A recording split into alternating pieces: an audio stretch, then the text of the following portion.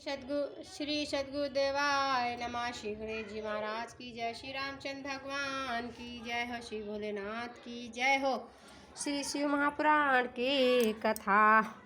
दीन दयाल बिरद संभारी, हरहु नाथ मम संकट भारी। त्वमेव माता च पिता त्वमेव बन्धुश्च का, त्वमेव विद्या द्रविणं त्वमेव सर्वं मम देव देवो, त्वमेव सर्वं मम देव देवो। सभी लोग चैनल को लाइक और सब्सक्राइब कर दीजिए। डेली आप सुपुराण सुनिए।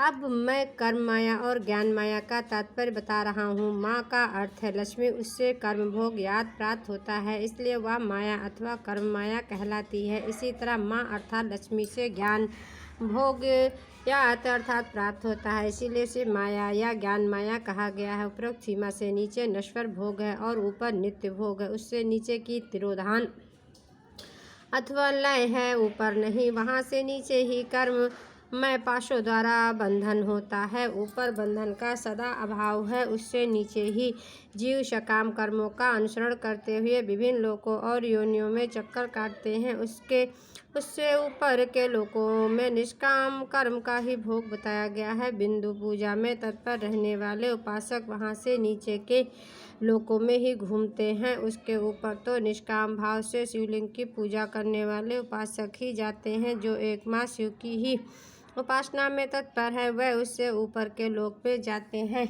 वहाँ से नीचे जीव कोटि है और ऊपर ईश्वर कोटि है। नीचे संसारी जीव रहते हैं और ऊपर मुक्त पुरुष। नीचे कर्म लोक है और ऊपर ज्ञान लोक है। ऊपर मद और अहंकार का नाश करने वाली नम्रता है। जहाँ जन्म जनित तिरोधान नहीं है, उसका निवारण किए बिना वहाँ किसी का प्रवेश संभव नहीं है। इस प्रकार तिरोधान का निवारण करने से वहाँ ज्ञान शब्द का अर्थ ही प्रकाशित होता है। आदि भौतिक पूजा करने वाले लोग उससे नीचे के लोकों में ही चक्कर काटते हैं। जो आध्यात्मिक उपासना करने वाले हैं, वे ही उससे ऊपर जाते हैं। जो सत्य अहिंसा आदि धर्मों से युक्त हो भगवान शिव के पूजन में तत्पर रहते हैं, वे काल चक्र को पार कर जाते हैं। काल चक्रेश्वर की सीमा तक जो विराट महेश्वर लोक बताया गया है, उससे ऊपर वृषभ के आकार में धर्म की स्थित है। वहाँ ब्रह्मचर्य का मूर्तिमान रूप है। उसके सत्य, शौच, अहिंसा और दया के 4 पाद हैं। वह साक्षात शिव लोक के द्वार पर खड़ा है। क्षमा उसके सींग है, कसम कान है। वह वेद ध्वनि रूपी शब्द से विभूषित है। आसिकता उसके दोनों नेत्र हैं। विश्वास ही उसके श्रेष्ठ बुद्धि एवं मन है। क्रिया आदि धर्म रूपी जो वृषभ हैं, वे कारण आदि में स्थित है, ऐसा जानना चाहिए। उस क्रिया रूप वृषभाकार धर्म पर कालातीत शिव आरूढ़ होते हैं। ब्रह्मा विष्णु और महेश्वर की जो अपनी अपनी आयु है, उसी को दिन कहते हैं। जहाँ धर्म रूप वृषभ की स्थित है, उसके ऊपर ना दिन है ना रात्रि है। वहाँ जन्म मरण आदि भी नहीं है। वहाँ फिर से कारण स्वरूप ब्रह्मा के कारण सत्य लोक पर्यंत 14 लोक स्थित है, जो 5 भौतिक गंध आदि से परे हैं। उसकी सनातन स्थित है। सूक्ष्म गंध ही उनका रूप है। उसके ऊपर फिर कारण रूप विष्णु के 14 लोक हैं। उनसे भी ऊपर कारण रूपी रुद्र के 28 लोकों की स्थिति मानी गई है। फिर उनसे भी ऊपर कारण वे शिव के 56 लोक विद्यमान है। तदंतर शिव समस्त ब्रह्मलोक है और वहाँ 5 आवरणों से युक्त ज्ञान में कैलाश है, जहाँ 5 पंडालों, 5 महाब्रह्म कलाओं और आदि शक्ति से संयुक्त आदि लिंग प्रतिष्ठित है। उसे परमात्मा शिव का शिवालय कहा गया है। वही पराशक्ति से युक्त परमेश्वर शिव निवास करते हैं। वह सृष्टि, पालन, संहार, तिरोभाव और अनुग्रह इन 5 कृत्यों में प्रवीण है। उनका श्री विग्रह सच्चिदानंद स्वरूप है। वे सदा ध्यान रूपी धर्म में ही स्थित रहते हैं और सदा सब पर अनुग्रह किया करते हैं। वे सत्वराम हैं और समाधि रूप आसन पर आसीन हो नित्य विराजमान होते हैं। कर्म एवं ज्ञान आदि का अनुष्ठान करने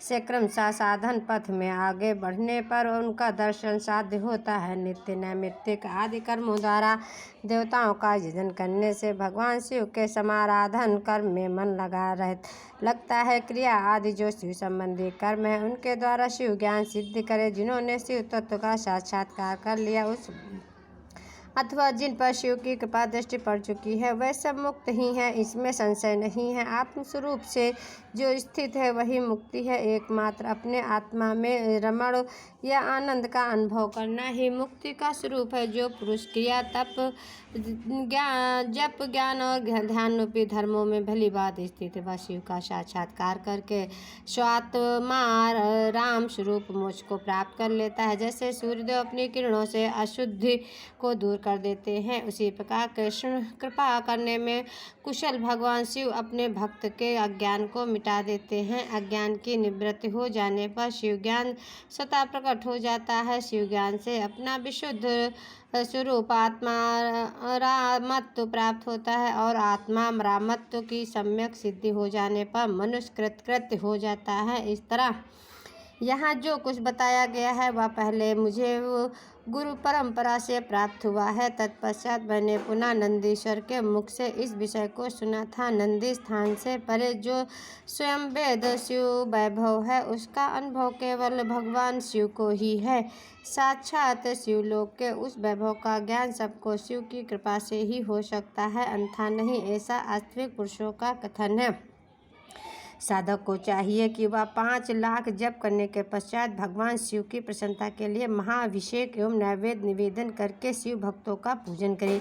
भक्त की पूजा से भगवान शिव बहुत प्रसन्न होते हैं। शिव और उनके भक्त में कोई भेद नहीं है, वह साक्षात शिव स्वरूप ही है। शिव रूप स्वरूप मंत्र को धारण करके वह शिव ही हो गया है। भक्त शिव भक्त का शरीर शिव रूप ही है, अतः उसकी सेवा में तत्पर रहना चाहिए। जो शिव भक्त हैं वे लोक और वेद की सारी क्रियाओं को जानते हैं। जो क्रमशः जितना जितना शिव मंत्र का जप कर लेता है उसके शरीर को उतना ही उतना शिव का साम्य प्राप्त हो जाता है, इसमें संशय नहीं है। शिव भक्त स्त्री का रूप देवी पार्वती का स्वरूप है, वह है जितना मंत्र जपती है उसे उतना ही देवी का सानिध्य प्राप्त हो जाता है। साधक में स्वयं शिव स्वरूप होकर पराशक्ति पूजन करे। शक्ति वेद तथा लिंग का चित्र बनाकर अथवा मिट्टी या से इनकी आकृति का निर्माण करके प्राण प्रतिष्ठा पूर्वक निष्कपट भाव से इनका पूजन करे। शिवलिंग को शिव मानकर अपने को शक्ति रूप समझकर शक्ति लिंग को देवी मानकर और अपने को शिव रूप समझकर शिवलिंग को नाद रूप तथा शक्ति को बिंद रूप मानकर परस्पर सटे हुए शिवलिंग और शिवलिंग के प्रति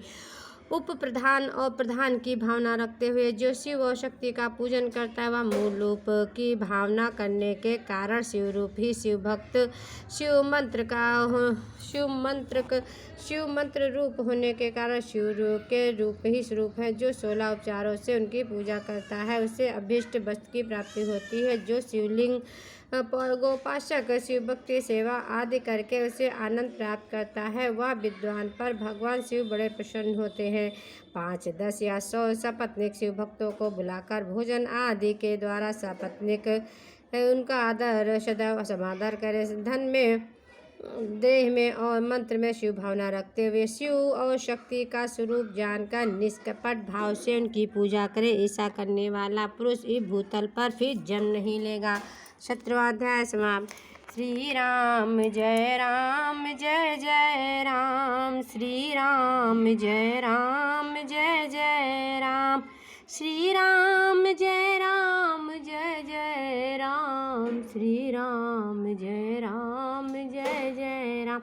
नमः शिवाय ओम नमः शिवाय, नमः शिवाय ओम नमः शिवाय, नमः शिवाय ओम नमः शिवाय, नमः शिवाय ओम नमः शिवाय। श्री शिवाय नमस्तुभ्यं, श्री शिवाय नमस्तुभ्यं, श्री शिवाय नमस्तुभ्यं। ये देखो अर्जुन ने कितना सारा भगवान को चंदन डाल के जल चढ़ाया है। भोलेनाथ की जय हो। हर हर महादेव। सभी लोग चैनल को लाइक और सब्सक्राइब करें, शेयर्स करें।